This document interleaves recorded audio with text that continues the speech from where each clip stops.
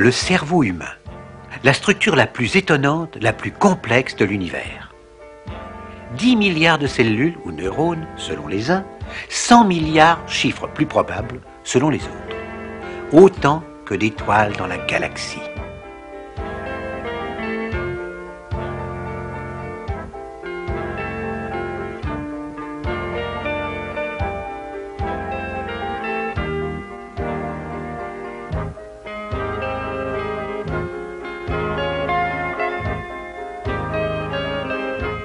Mis bout à bout, les neurones d'un cerveau humain égaleraient la distance de la Terre à la Lune.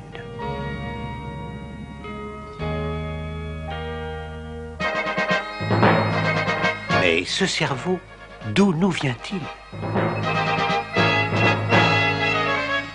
Au début de toute vie, voilà de cela environ 3 milliards d'années, il y a eu bien sûr des algues, des bactéries, des invertébrés, puis des poissons, des reptiles.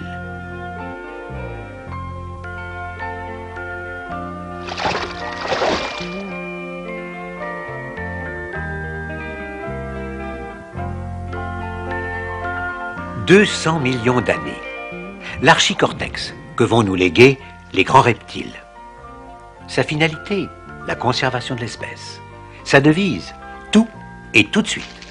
Ses réflexes, défense de son territoire, combativité, agressivité. Et transmis par l'évolution, tout cela subsiste en chacun de nous.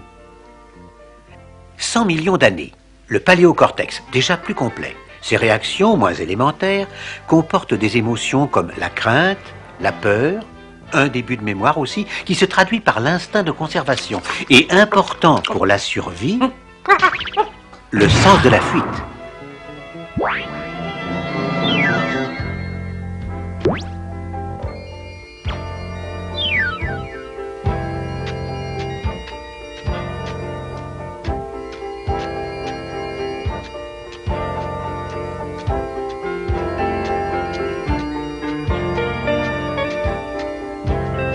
Comme le temps passe, il y a 100 000 ans, le néocortex, le cerveau de l'homme moderne.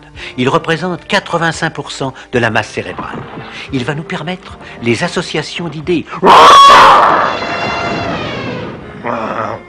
les inventions. Très subtiles, les inventions.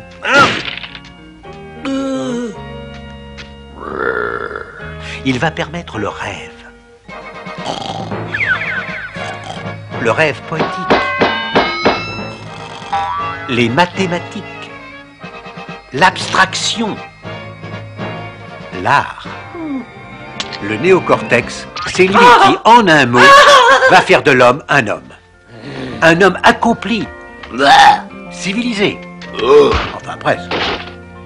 L'archicortex, le cerveau des reptiles, le paléocortex, cerveau des premiers mammifères, le néocortex, enfin, cerveau de l'homme moderne. La communication entre les trois n'est hélas pas toujours parfaite, ce qui laisse le champ libre à de vieux souvenirs. Hé, tu peux pas faire attention, crétin! Il va quand même pas te laisser faire, non?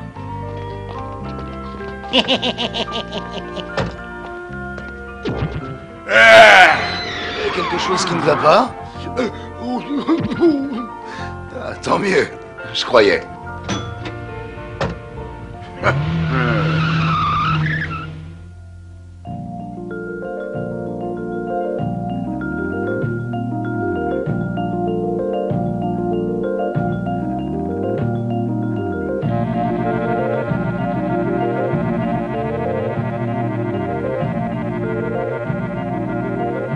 Circulez! Circulez!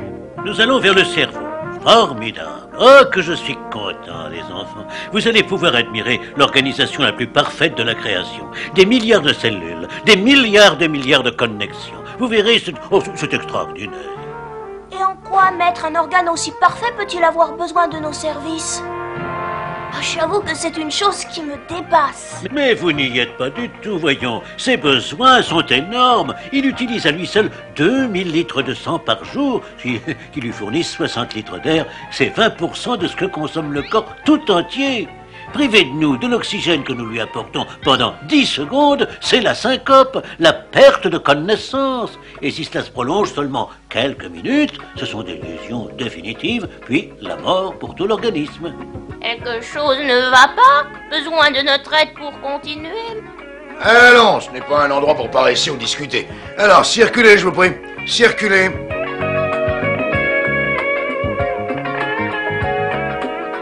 Alors, on se grouille, l'ancêtre? Quelle époque, quelle époque. Aucun respect pour les aînés. Du mouton, ça ne se passerait pas comme ça.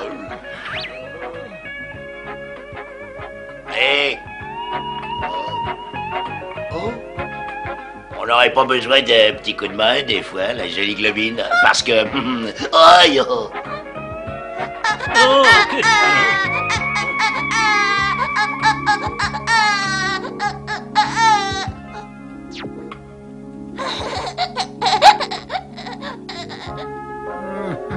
appel à tous les organes et à la population sanguine. Ordre d'accélérer la circulation pour répondre à une demande du cœur. Je répète, accélération générale de la circulation pour répondre à une demande du cœur. Bah alors, maître, vous ne vous pressez pas? Oh non, les enfants, parce qu'ici, nous ne sommes pas solidaires du reste du corps. Ce qui se passe ailleurs ne nous concerne pas. Même quand il s'agit du cœur? Ah non, le cerveau n'obéit pas, il commande. Ici, nous avons priorité absolue, même sur le cœur. Et vous? Non, non. Par là. Pourquoi ne viennent-ils pas avec nous? Parce que le cerveau a surtout besoin d'oxygène. Et aussi de sucre. Mais eux, ils doivent emprunter des voies spécialisées.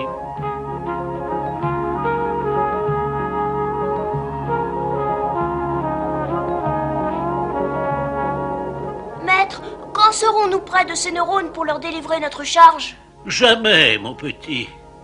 Les neurones sont trop délicats pour entrer en contact direct avec nous. Ça se passe autrement, tu vas voir.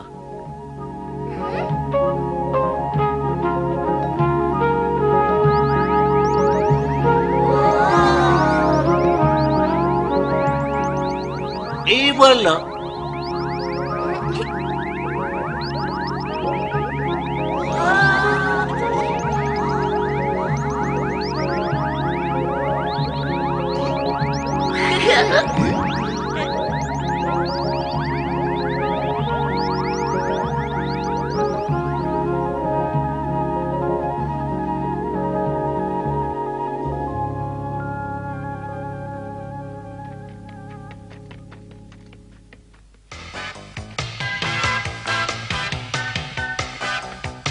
Allons, dépêche-toi un peu.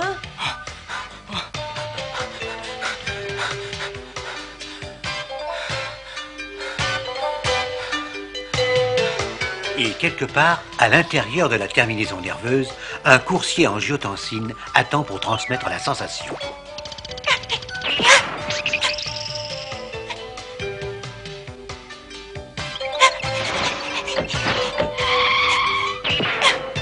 Soif, hein?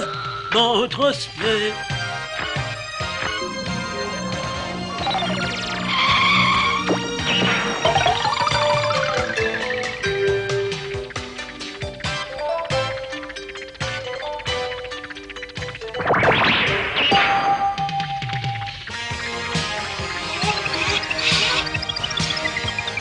Allons, allons, pressons, pressons, transmettez, transmettez.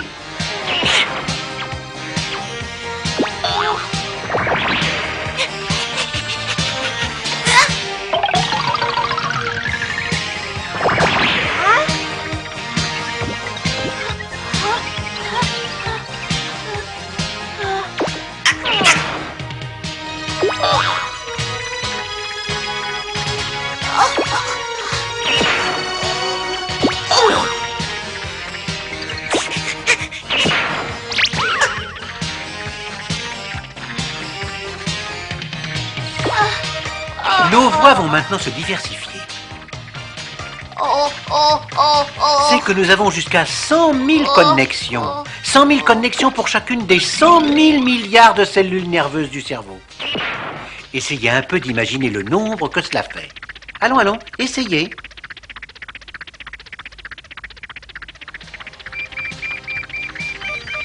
Tiens, voilà nos transmetteurs chimiques qui arrivent.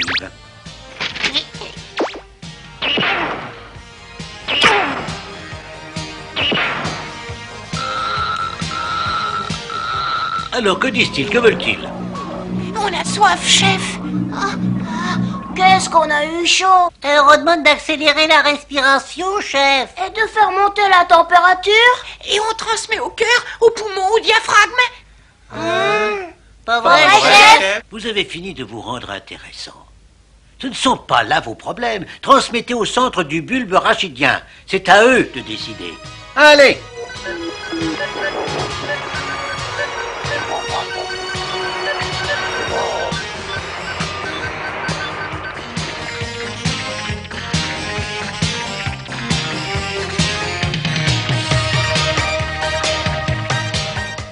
Des sucres pour la zone corticale R12. Pulsation plus rapide de 430. Perméabilité des ions insuffisante dans le secteur 2003. Essayons messager.